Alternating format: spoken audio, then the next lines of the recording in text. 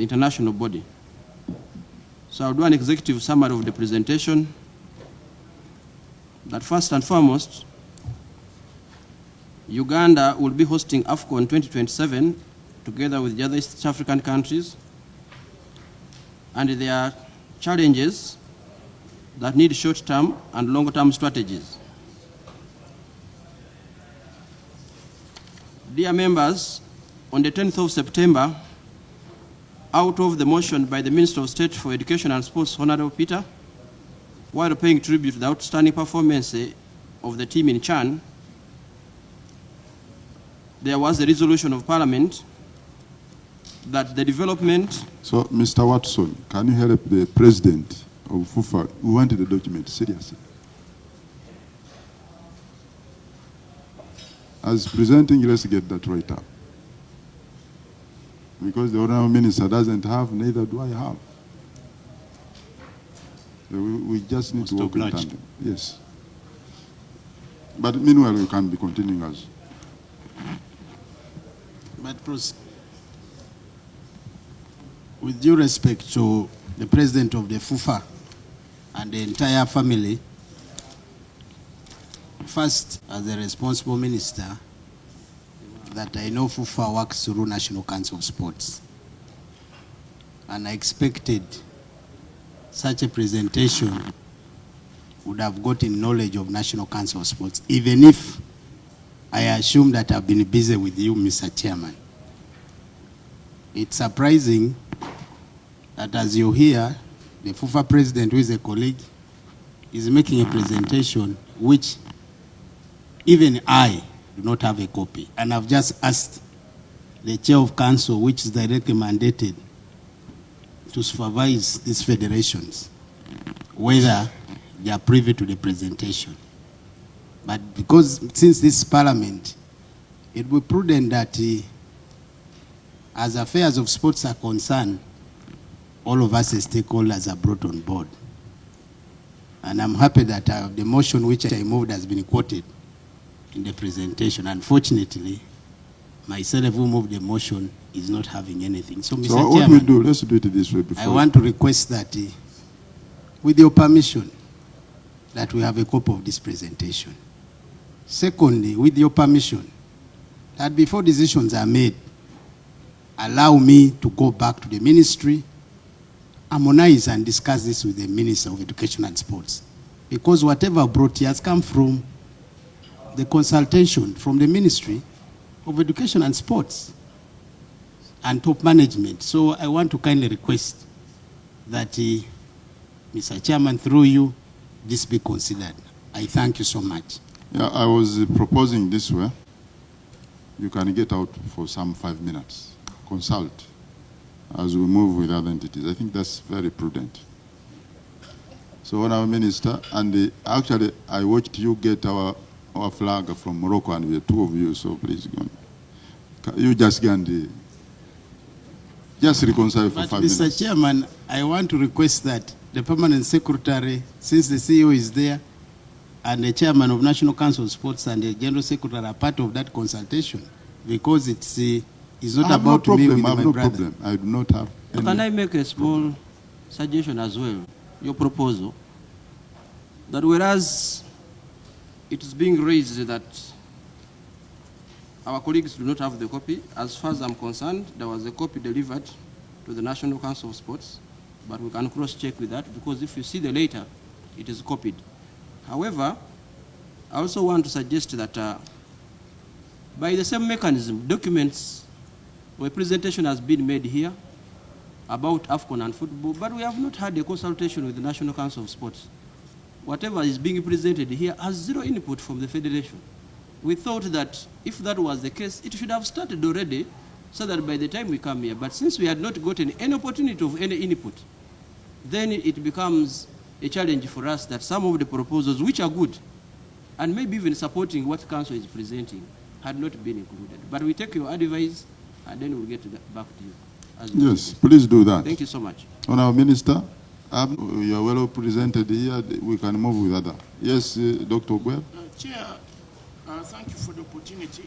I wanted to affirm that we have not received any submission from FUFA.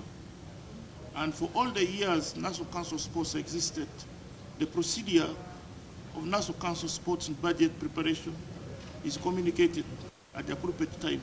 And the CEO who is here, who is the author of this letter, knows that procedure, and he has been doing it over the years. Okay. We have not received the copy being referred to. I've given you 10 minutes. We have not received. I've given you 10 minutes, so please. I've given you 10 minutes, but you had finished the presentation, so consult and get back. Yes, Honorable Itungo. Hello? An in-house? After? We are going to have an in-house. Not now, because these are many people. Because to me... No. The challenge is only one. There's a procedure in the government that require, for example, federations and associations are under National Council of Sports. They are required to make submissions to National Council of Sports, which they have done over the years. And we normally do. We normally require them to undertake. You get me? Now, at that point, we are able, therefore, to integrate their need and as a gap that we pray for. Now, after this presentation of the second budget call circular, there is what we call corrigenda, where government looks for additional resource. It is at that point we write to them, because government has provided additional resource. Here we have highlighted the need, as far as we are concerned, as the authority of government for sport development. We have highlighted the need, which is totally 1 point. There you will find about 8.5 billion is for additional resource to support federational needs. So we think for them, because we also know that we are guided by the National Framework Paper, which gives us a ceiling of budget. So you cannot impress on government to plan huge figures without guidance. The guidelines is very clear. So our justification is therefore hinged on the fact that, yes, if government needs to give us additional resource, we need to tell them which area. Now, FUFA should have written to us, but they have not done. They are claiming they have written to me a letter. That letter is addressed to the speaker. I'm copied, but I'm not received a copy. That should have come. And our procedure in the ministry, once we receive submissions, I have an obligation to submit to the board of council. I have an obligation to submit to the ministry top management, which is chaired by the senior minister and first lady of this country. If it is a matter of AFCON, it must also go through the AFCON secretariat, which has a CEO, where the minister is the chair of the LOC, and FUFA is part of it. So we have all the platform which was not addressed.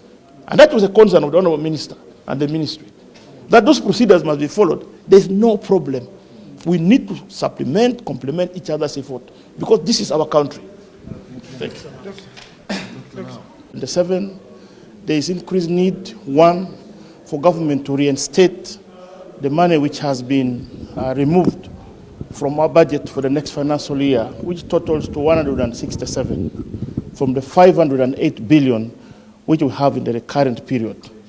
That will help us address so many emerging issues and other matters that require compliance in respect to the sports infrastructure development and preparation for AFCON as a country. That's number 1. Number 2, there are emerging needs to grow the subsector and also undertake our strategic development planning right in its form. The interventions we have designed for the next 5 years in line with the government development plan, which has been approved by the National Planning Authority, we are required to undertake a number of activities in order to promote and develop sports, besides the sports infrastructure. The necessary support required to federations and associations require additional funding. You note that some federations will get 10.7 billion for a whole year.